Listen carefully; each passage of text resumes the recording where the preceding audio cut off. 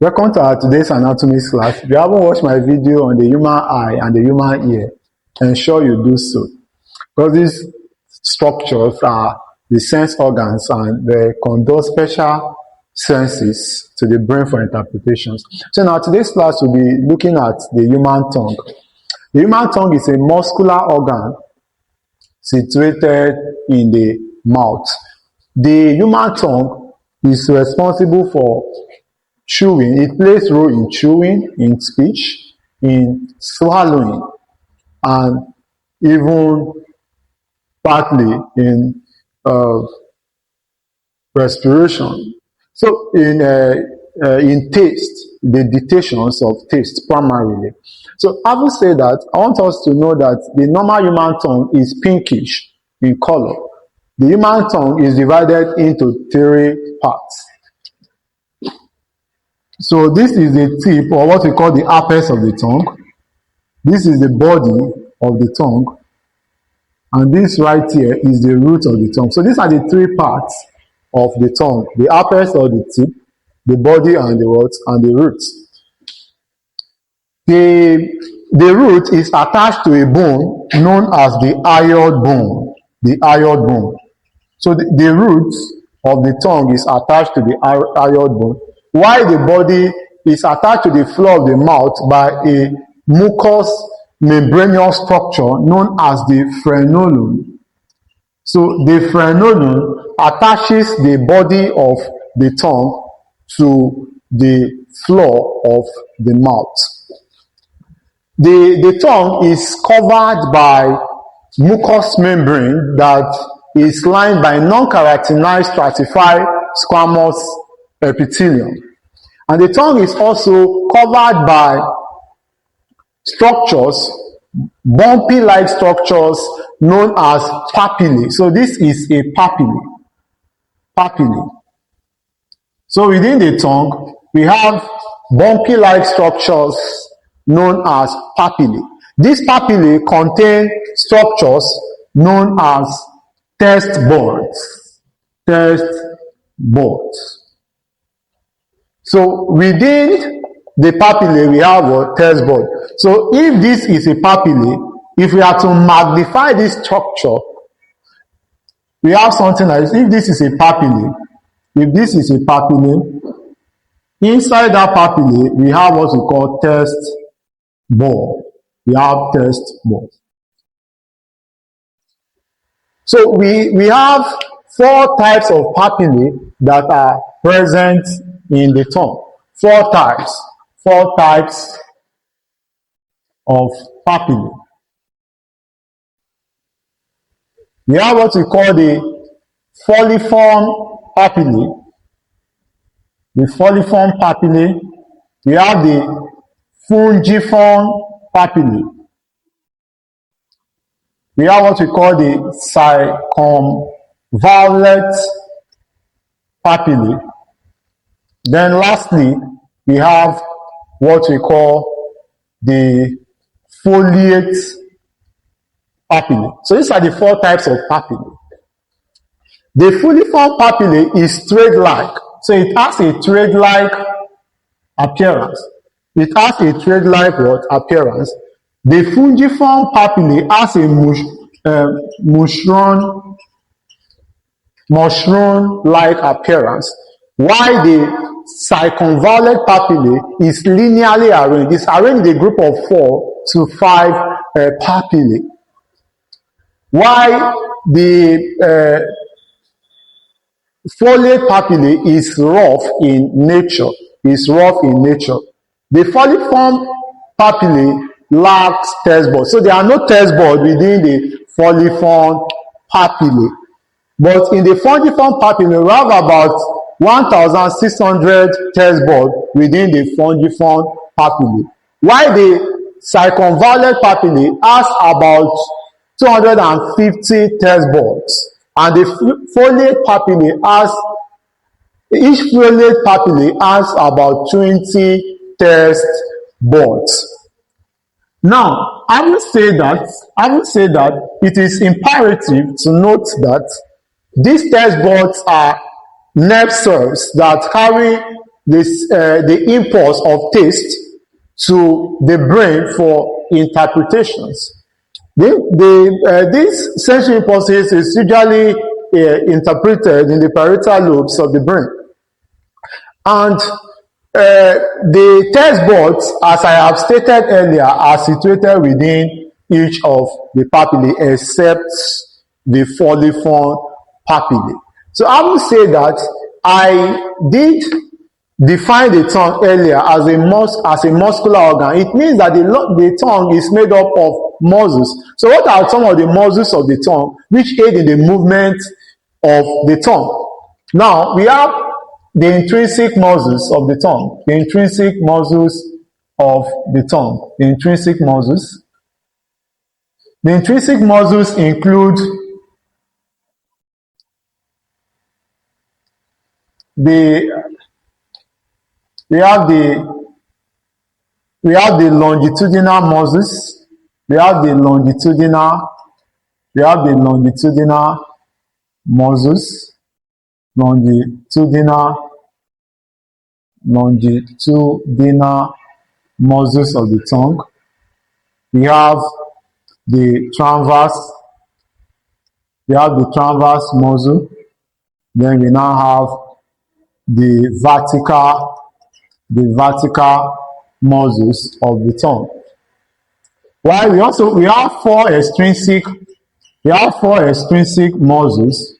Four extrinsic muscles of the tongue. We have what we call palatoglossus. We have what we call the genioglossus. The genioglossus muscles of the tongue. We have what we call the ioglossus. We have the ioglossus, and finally we have the styloglossus. The styloglossus muscles of the tongue. So what are the differences between the intrinsic and the extrinsic muscles of the tongue? The intrinsic muscles of the tongue are situated within the tongue. They originate and insert in the tongue. So they arise from the tongue and insert on structures within the tongue. And they are primarily responsible for the shape and the size. They control the shape and the size of the tongue. For example, rolling of the tongue. So the longitudinal muscles are of two types. You have the superior and inferior longitudinal muscles, while the transverse and vertical muscles do not have other kinds. The extrinsic muscles originate from other structures. For the palatoglossus, for instance, originate from the palatine bones, and it inserts on the tongue. Look at the ioglossus, originate from the hyoid bone, and it inserts on the tongue. So the extrinsic muscles primarily take their origin, they arise from structures outside the tongue, but finally insert on the tongue. So the extrinsic muscles are responsible for movement within the mouth. The movement within the mouth and movement out of the mouth is controlled by the extrinsic muscles of the tongue. And these extrinsic muscles of the tongue control tongue movements such as depressions, such as retractions, such as elevations, among others. Right? So they make it possible for us to depress, to elevate, to retract, and to protrude the tongue. So having said that, I would like to talk about the arterial supply. The arterial supply of the tongue. The arterial supply. So the tongue is supplied by what we call the lingual artery. The lingual artery supplies the tongue. It's also supplied by the tonsillar branch. The tonsillar branch of fascial artery. So the tonsillar branch of the fascial artery supplies the tongue. So this lingual artery is a branch of the external carotid artery. While the venous drainage of the tongue, the venous drainage of the tongue is lingual veins. So these lingual veins primarily drain into the internal jugular vein, which empties into the superior vena cava.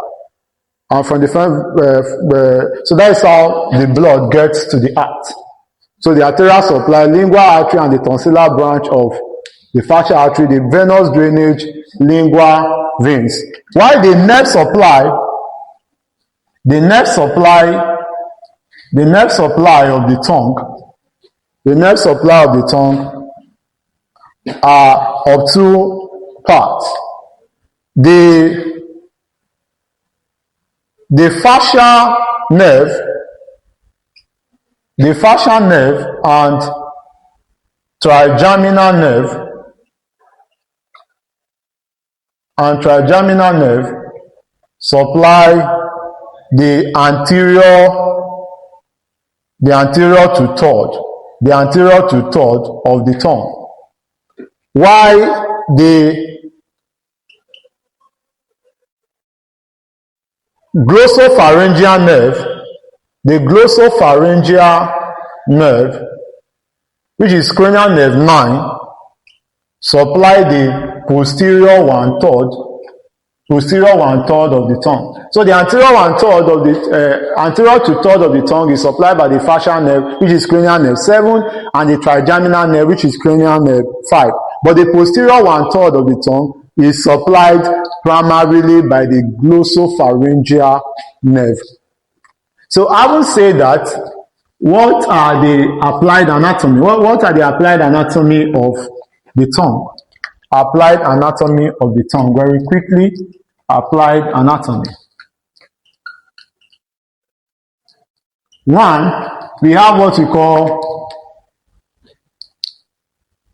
tongue tie, or medically called ankyloglossitis.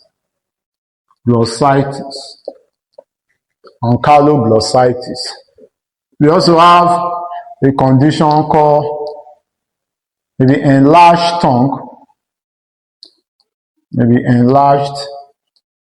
tongue. The tongue can become enlarged. What we call macroglossitis. We can also have a condition called bad tongue. Right? Then we can also have what we call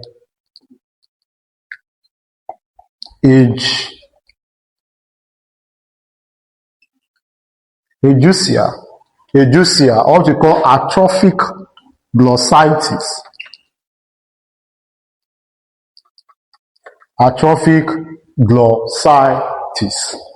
So tongue tie is a situation where it's a clinical condition whereby the frenulum, which attaches the tongue to the floor of the mouth, is too short. So when the frenulum is too short, in people that have tongue tie, it's difficult for babies like that to breastfeed. So it makes breastfeeding difficult for babies born with tongue tie. And it can also affect their speech. So children with tongue tie struggle with speech, and they also struggle with breastfeeding. Enlarged tongue can be caused as a result of infection of the tongue or inflammatory condition, and this condition can also be referred to as macroglossitis. So bad tongue is a clinical condition whereby the bumps in the tongue, which are the papillae, become smooth. So when the tongue becomes smooth and there is no bumps within it, it results to this condition known as bad tongue. And bad tongue can be primarily caused as a result of infections of the tongue. Then agesia is a condition where there is a complete loss of taste, because I stated from the beginning that the tongue is responsible for the sense of taste. It also plays a role in speech, it plays a role in swallowing, among others. So when in agesia, the neurons within the tongue are dead. So when there is a damage to the neurons, sensory neurons within the tongue, it results to this condition called ageusia, which can also be referred to as atrophic glossitis. So I am Simon, the anatomy educator. I urge you to subscribe and share this video for more simplified videos like this.